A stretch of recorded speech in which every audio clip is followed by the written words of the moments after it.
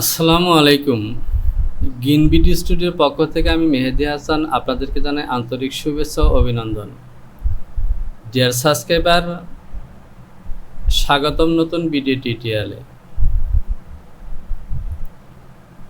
গত ভিডিওতে আমি ক্লো 3D সফটওয়্যারটি ওপেন করেছি, অর্থাৎ ইনস্টল করেছি। আজকের ভিডিওতে সরাসরি আমি ডেস্কটপে যে আইকনটি দেখতে পাচ্ছেন, এই আইকনটিতে ক্লিক করে এটিকে ওপেন করব।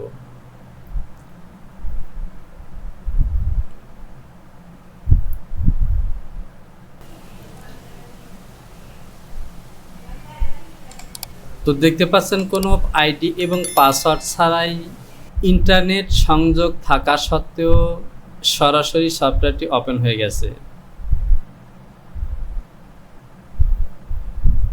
তো প্রিয় ব্যাপার, আমি যখন এই সফটওয়্যারটি ইনস্টল করেছিলাম তখন সেখানে ইনস্ট্রাকশনে লেখা ছিল ইনস্টল করার পর অ্যানি আইডি এবং পাসওয়ার্ড দিয়ে ওপেন করতে হবে এবং ইন্টারনেট লাইন অফ থাকতে হবে। কিন্তু দেখতে পাচ্ছেন আমার ইন্টারনেট লাইন থাকা সত্ত্বেও সরাসরি ওপেন হয়েছে। তো যা হোক, আমি যেভাবে ইনস্টল করেছি এটিকে ফলো করে যদি আপনি ইনস্টল করেন তাহলে ঠিক এই সফটওয়্যারটিকে আপনারা নিরাপদভাবে ব্যবহার করতে পারবেন। তো দেখতে পাচ্ছেন আমার সামনে ইন্টারফেস। আজকে আমরা এই ইন্টারফেস সম্পর্কে পরিচিত হব। তো প্রিয় ব্যাপার, তার আগে বলে নিই, আপনি যদি আমার চ্যানেলটিতে নতুন হয়ে থাকেন তাহলে চ্যানেলটিকে সাবস্ক্রাইব করুন, পাশে থাকা অ্যালার্ম বেলটিকে বাজিয়ে দিন, পূর্বের ভিডিওগুলো দেখে আসুন এবং কমেন্টস করে সঙ্গে থাকুন।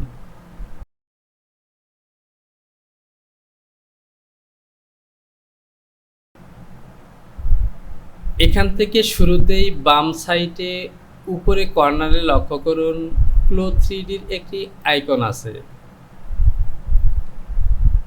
আইকনের পাশেই রয়েছে ফাইল। তো ফাইল মেনু সম্পর্কে আমরা সবাই জানি, যে কোনো সফটওয়্যারেরই এরকম একটি ফাইল মেনু থেকে, এবং এই ফাইল মেনু থেকেই প্রিভিউস অর্থাৎ পূর্বের কাজ করা ফাইলগুলোকে ওপেন করা হয়, সেভ করা হয় ইত্যাদি ইত্যাদি। এখানেও তার ব্যতিক্রম নেই। আমরা যদি এখান থেকে ফাইল মেনুতে ক্লিক করি তাহলে দেখতে পাচ্ছেন এখানে new project, new garments, open, add, save project, save as, share via closet, import export, অর্থাৎ প্রয়োজনীয় কার্যক্রমের ফাইলগুলো এখানে পেয়ে যাবেন। তো আমি এগুলো নিয়ে পরে কথা বলবো।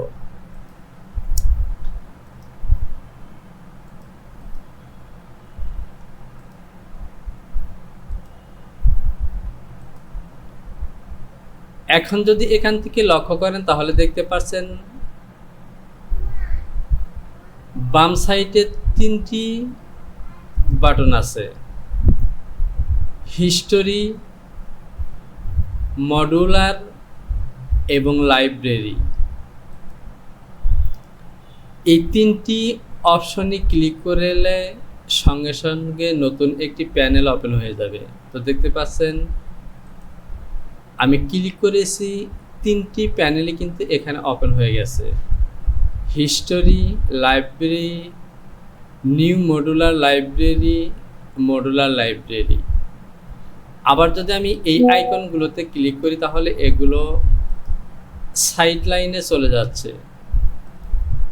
তো এই সফটওয়্যারটিকে ব্যবহার করার সুবিধার্থেই এই অপশনগুলো দেওয়া হয়েছে।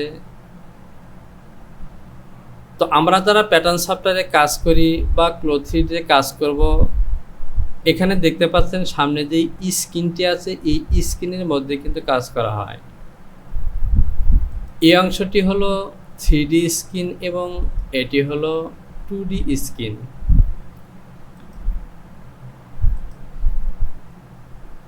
এই 2D স্ক্রিনের মধ্যে আমরা কাজ করব, সুতরাং এই স্ক্রিনটিকে বড় করে সুবিধা মতো কাজ করার জন্য এখন যেভাবে অনেকটা এরিয়া নিয়ে দেখতে পাচ্ছেন এরকমই প্রয়োজন।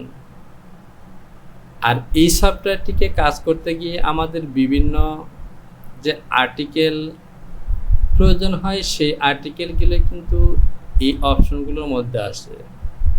আমরা প্রয়োজনে থাকতে এগুলো অন করব এবং কাজ শেষে আবারও এভাবে সাইড প্যানেলে রেখে দেব।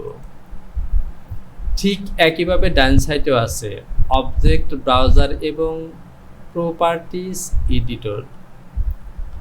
তো ক্লো3ডি কাজ করার জন্য এই অবজেক্ট ব্রাউজার এবং প্রপার্টিজ এডিটর খুবই গুরুত্বপূর্ণ।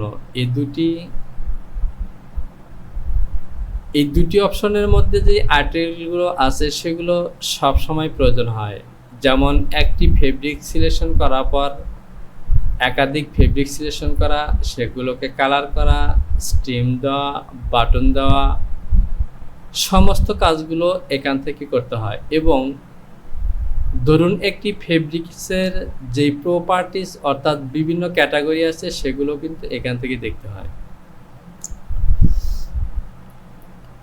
তো টোটালি যদি বলতে চাই তাহলে এখান থেকে দেখতে পাচ্ছেন এটি হলো টপ মেনু বার, এরপর ডিসপ্লে বা ওয়ার্ক স্ক্রিন এবং বাম সাইডে দেখতে পাচ্ছেন প্যানেল। তো এগুলো থেকে আমরা কাজগুলো করব। তো আমি আবারও বলছি, এটি হলো আমাদের 3D স্ক্রিন এবং এটি হলো 2D স্ক্রিন। আর বাকি যেগুলো দেখতে পাচ্ছেন এই কাজগুলো করতে গিয়ে অর্থাৎ গার্মেন্টস মেকিংয়ের কাজ করতে গিয়ে আমাদের বিভিন্ন আর্টিকেলের প্রয়োজন হবে, যেমন ড্যামি, ফেব্রিক্স, অ্যাক্সেসরিজ। এই আর্টিকেলগুলো এই অপশনগুলোর মধ্যে পেয়ে যাবেন। একইভাবে আমরা যে আর্টিকেলগুলো নিয়ে কাজ করব সেগুলোর স্ট্যাটাস পরিবর্তন বা বিভিন্ন ধরনের যেমন কালার, শ্রিঙ্গেজ, এগুলো চেঞ্জ করার জন্য বা বিভিন্ন প্রপার্টিজ দেখার জন্য এই অবজেক্ট ব্রাউজার এবং প্রপার্টিজ এখান থেকে করতে হবে। তো স্ক্রিন এবং সহযোগিতামূলক যেই আর্টিকেলগুলো আছে সেগুলো আমরা কোথায় পাবো ক্লো3ডি সফটওয়্যারে কাজ করতে তা আমরা বুঝে নিলাম।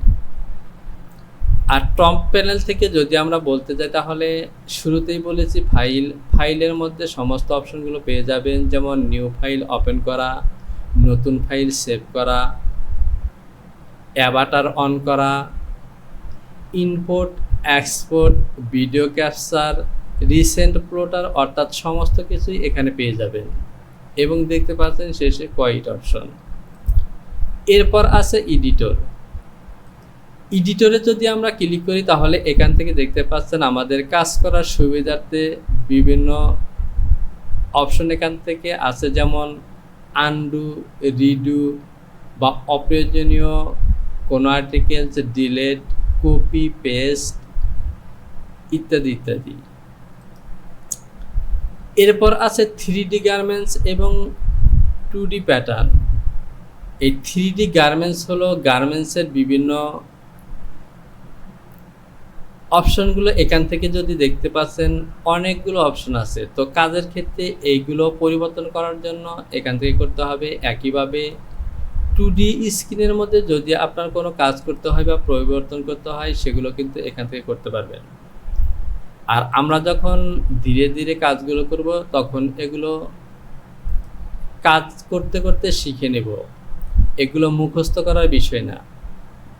যেমন এখান থেকে যদি লক্ষ্য করেন তাহলে দেখতে পাচ্ছেন অটো 3D অ্যারেঞ্জ, রিড্যাপ 3D arrange, reset 3D, reset 2D arrange.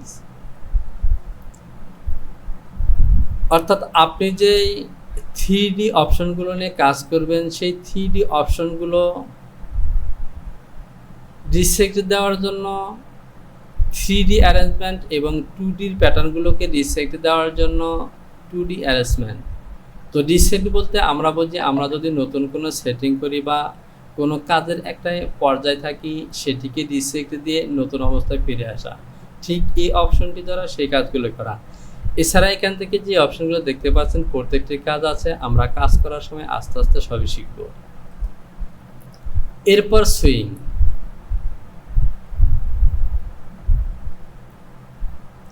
সুইংয়ের মধ্যে দেখতে পাচ্ছেন edit swing, segment swing, free swing. তো সুইংয়ের বিভিন্ন অপশনগুলো আপনারা এখানে পেয়ে যাবেন। ম্যাটেরিয়ালস এই অপশনগুলো থেকে পেয়ে যাবেন। তো এই যে সুইং, ম্যাটেরিয়ালস, এগুলো কিন্তু সাইটের যে প্যানেলগুলো আছে এগুলোর মধ্যে থেকেও আছে। তো সফটওয়্যার কোম্পানি সফটওয়্যার ব্যবহারের সুবিধার্থে বিভিন্ন প্রোগ্রামগুলো দিয়ে দিয়েছেন। এডিটর, এখান থেকে দেখতে পাচ্ছেন BOM, বোম্ব, কালারওয়ে, প্যারামেট্রিক প্যাটার্ন, রিভিউ এবং ফেব্রিক ক্রিয়েটর। এরপর অ্যাভাটার, আপনার অ্যাভাটারের যে বিভিন্ন মডিফাই আছে, অর্থাৎ অ্যাভাটারের সাইজ সিলেকশন করা, অ্যাভাটারের মেজারমেন্ট পরিবর্তন করা, ডিলিট করা, অ্যাড করা, অ্যাভাটার সম্পর্কিত সমস্ত কাজগুলো আপনারা এখান থেকে করতে পারবেন। এরপর রেন্ডারের কাজগুলো এখান থেকে, অর্থাৎ আপনি 2D প্যাটার্নে কাজ করার পর বাস্তবতা অর্থাৎ শেষ পর্যায়ে আমরা যেই রূপটি আনতে চাই সেই কাজটি রেন্ডারে এখান থেকে করতে হবে। এরপর আছে ডিসপ্লে। তো ডিসপ্লে থেকেও দেখতে পাচ্ছেন 3D গার্মেন্টস, 2D, অর্থাৎ কাজ সম্পর্কিত বিভিন্ন অনেকগুলো অপশন এখান থেকে আছে, সেগুলো আমরা কাজের সময় দেখব। প্রেফারেন্স, এই প্রেফারেন্স অপশন থেকেও বিভিন্ন ধরনের সফটওয়্যারের যে কাজগুলো আছে, যেমন এখান থেকে দেখতে পাচ্ছেন 3D গ্রিড ব্রাইটনেস।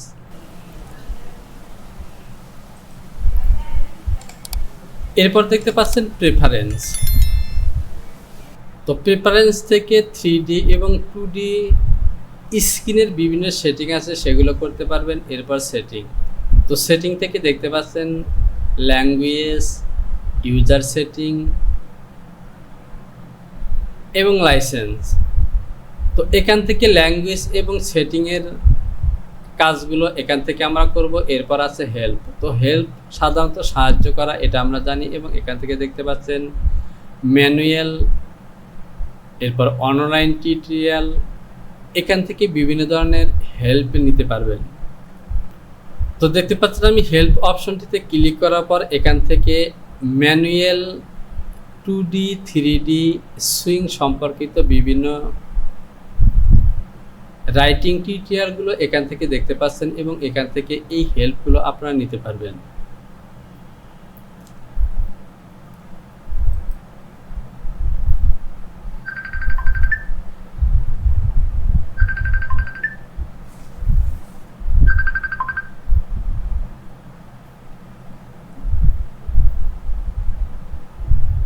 এরপর দেখতে পাচ্ছেন সাইটের যে প্যানেলগুলো আছে, এগুলো আগেই বলেছি, এগুলো হলো 3Dর যে বিভিন্ন টুলস আইকন সেগুলো, এবং এগুলো হলো 2Dর। এরপর লক্ষ্য করুন একদম নিচে ডান সাইডে কোণায় 3টে অপশন আছে। এটি হলো 2D এবং 3D যে প্যানেলটি আমাদের স্ক্রিনের সামনে ওপেন করা আছে। এরপর এটি হলো 3D এবং এটি হলো 2D। তো আমরা যখন শুধুমাত্র 2D নিয়ে কাজ করব তখন এই 2D এখানে ক্লিক করে নেব, 3D দিয়ে কাজ করতে 3D, এবং যখন দুটি প্যানেল নিয়ে কাজ করব তখন এখানে ক্লিক করব। তো এই ছিল আমাদের ফ্লো 3Dর ইন্টারফেস।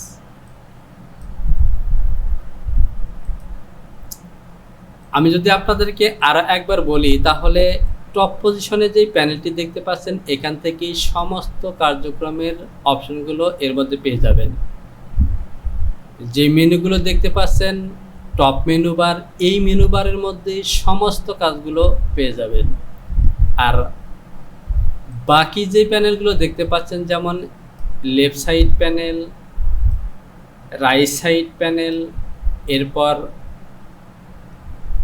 এই যে ক্লো 3Dর প্যানেল এবং ক্লো 3D গার্মেন্টসের বিভিন্ন সেটিংয়ের প্যানেল, 2Dর সেটিং প্যানেল, এবং এখানে দেখতে পাচ্ছেন 2Dর বিভিন্ন টুলস আইকন।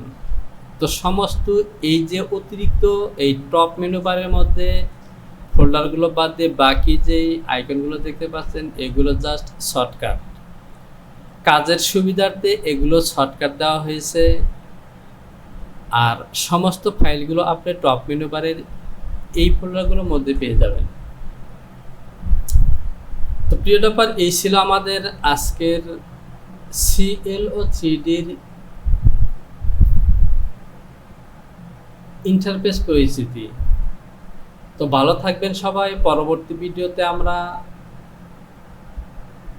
এই প্যানেলগুলোর সাথে এই ফোল্ডারগুলোর মধ্যে কী কী অপশন আছে এবং বেসিকভাবে কাজ শুরু করতে কোনগুলো প্রয়োজন হবে সেগুলো নিয়ে আলোচনা করব। এরপর আমরা প্যাটার্ন তৈরি কাজ শুরু করব। তো ভালো থাকবেন সবাই। পরবর্তী ভিডিওটি দেখার আমন্ত্রণ জানিয়ে আজকের মতো এখানে বিদায় নিচ্ছি। আল্লাহ হাফেজ।